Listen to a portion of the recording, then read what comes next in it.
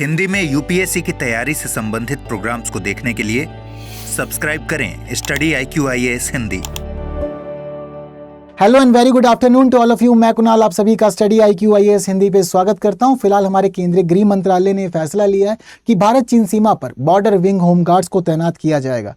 क्यों तैनात किया जा रहा है, क्या है खास मामला और किस प्रकार की जिम्मेदारी ये निभाते हैं, आइए इनसे जुड़ी तमाम महत्वपूर्ण बातों को जानते समझते हैं। वर्तमान में ये हमारी भारत पाकिस्तान सीमा पर भूमिकाएं निभा रहे हैं और अब इन्हें हम लोग तैयार कर रहे हैं कि इनको चीन सीमा पर भी उपयोग में लिया जाए। तो फिलहाल हमारे टाइटल का कहना है government contemplates raising civil border guards along China border. तो बहुत सारी खास बातें हैं जानने समझने के लिए, आइए डालते हैं इनके ऊपर प्रॉपर नजर। तो फिलहाल देखिए, गृह मंत्रालय बॉर्डर विंग होमगार्ड्स को चीनी सीमा पर तैनात करने के लिए विचार कर रहा है। क्या कर रहा है, क्यों कर रहा है, किस वजह से कर रहा है, आइए समझते हैं। तो देखिए, फिलहाल हमारे गृह मंत्रालय ने एक बैठक आयोजित की है और जो बैठक आयोजित की है ये की है सीमा सुरक्षा बलों के साथ। और इस दौरान ये डिसाइड किया गया है कि बॉर्डर विंग होमगार्ड्स को सीमा सुरक्षा बलों के साथ में सक्रिय जुड़ाव में सक्षम बनाया जाएगा। हालांकि इस दौरान भारतीय तिब्बत सीमा पुलिस भी इस बैठक के अंदर शामिल थी। तो फिलहाल फैसला ये है कि भाई 3488 किलोमीटर की जो भारत चीन सीमा है वहां हम लोग अब बॉर्डर विंग होमगार्ड को तैनात करेंगे। अब इनके गठन से क्या होगा कि जो हमारा सीमावर्ती इलाका है वहां पर भारत की मौजूदगी और खुफिया जानकारी जुटाने के प्रयास जो हैं वो और मजबूत हो जाएंगे और ज़्यादा आगे बढ़ जाएंगे, चीज़ें काफ़ी ज़्यादा सुरक्षित और सही हो जाएंगी।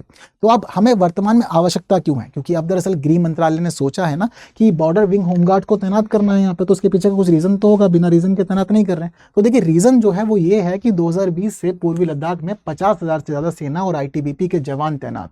अब दरअसल 20 जून 2020 को ये देखा गया कि लद्दाख में वास्तविक नियंत्रण रेखा पर चीनी सैनिकों के साथ एक हिंसक झड़प हुई। तो हिंसक झड़प के बाद दरअसल हमारे केंद्रीय गृह मंत्रालय ने क्या किया कि यहाँ पर सैनिकों की संख्याओं को बढ़ा दिया और चीज़ें तब से सुरक्षित रखने की कोशिश की जा रही है। पर सुरक्षित रखने की कोशिशों के बावजूद हम लोग ये भी देखते हैं कि जो पूर्वी लद्दाख है वहाँ पर 65 गश्ती बिंदु है, यानी कि पेट्रोलिंग पॉइंट्स हैं। अब इन 65 पेट्रोलिंग पॉइंट्स के मामले में 26 सक्रिय गश्त बिंदु ऐसे हैं जो अभी फिलहाल बचे हुए हैं और यहाँ पर अप्रैल मई 2020 से भारतीय सैनिकों के द्वारा कोई गश्त नहीं की गई है। हालांकि यहाँ पर गश्त तो चीनी सेनाओं के द्वारा भी नहीं की गई है, वहाँ से भी नहीं हो रहा है। बट दरअसल जब कभी भी हम ये देखते हैं कि सीमाओं पर जो बफर जोन होते हैं उन बफर जोन्स के मामले में अब स्थिति गंभीर हो जाती है और ये होता है कि भाई आपको अपनी सीमा दिखाने के लिए गश्ती करके रखना पड़ता है। अब दरअसल ये जो हमारे पेट्रोलिंग पॉइंट्स है जो इसलिए बनाए जाते हैं कि सीमाएं अनिर्धारित हैं और कभी भी दूसरा देश जो है वो अपने लिए क्षेत्र को और ज़्यादा अंदर तक भेज सकता है सेनाओं को। तो इसीलिए वहाँ पेट्रोलिंग पॉइंट्स पर सेना मौजूद रहती है और पेट्रोलिंग करते हुए ये दिखाती है कि यहाँ से भारत की सीमा शुरू हो रही है। अब नहीं जाओगे तो बफर जोन बन जाएगा। तो फिलहाल बफर जोन में बदल चुके हैं वो क्षेत्र, इसीलिए हमारी सरकार ये चाहती है कि बफर जोन की चीज़ों को कंट्रोल किया जाए और भारत की स्थिति को मजबूत किया जाए हर एक पेट्रोलिंग पॉइंट पर, जिसके लिए ज़रूरी है कि अब हम लोग बॉर्डर विंग होमगार्ड्स को यहाँ तैनात करेंगे।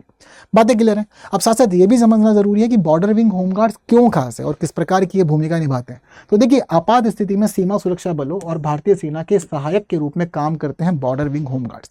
अब बॉर्डर विंग होमगार्ड्स के तहत जो शामिल लोग होते हैं वो होते हैं नागरिक आबादी के ही, और ये नागरिक आबादी के लोग सीमावर्ती क्षेत्रों से होते हैं। तो जो सीमावर्ती क्षेत्रों पर मौजूद स्थिति है लोगों की, वही लोग बॉर्डर विंग होमगार्ड्स में शामिल हो जाते हैं और उसके बाद वो सरकार के सहायक, उस दौरान वो सेना के सहायक के रूप में जिम्मेदारियां निभाने का कार्य करते हैं।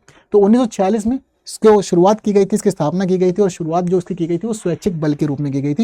यानी कि ये एक प्रकार का स्वैच्छिक बल होता है, दबाव नहीं बनाया जाता, जरूरी भी नहीं है, आपकी इच्छा है, आप बिल्कुल शामिल होना चाहते हैं, भूमिका निभाना चाहते हैं तो कर सकते हैं। कुछ एलिजिबिलिटीज निर्धारित की गई हैं, अगर आप उनको पूरा करते हैं तो बिल्कुल आपको शामिल कर लिया जाता है बॉर्डर विंग होमगार्ड्स के रूप में।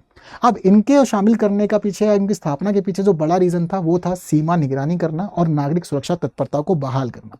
केवल इतना ही नहीं बल्कि आपदा प्रबंधन और नागरिक सहायता में भी इनका उपयोग किया था। इसके अलावा ऐसे ही बहुत सारे महत्वपूर्ण कार्य ये संभालते हैं। अब कांस्टेबल के समान ही इनको जिम्मेदारी देते हैं और देखने वाली बात यह है कि इनकी जो नियुक्ति होती है परमानेंट नहीं होती है, ये अस्थायी होती है, यानी कि लगभग 3 से 4 सालों के लिए ही इनको भर्ती किया जाता है। इसी दौरान ये सेवाएं दे सकते हैं। जिस समय इनको भर्ती किया जाता है इनको पहले प्रॉपर प्रशिक्षण दिया जाता है, पूरी ट्रेनिंग दी जाती है और ट्रेनिंग के बाद ये भी समझ लीजिए कि फिर इनको तैनात किया जाता है प्रॉपर सेवा।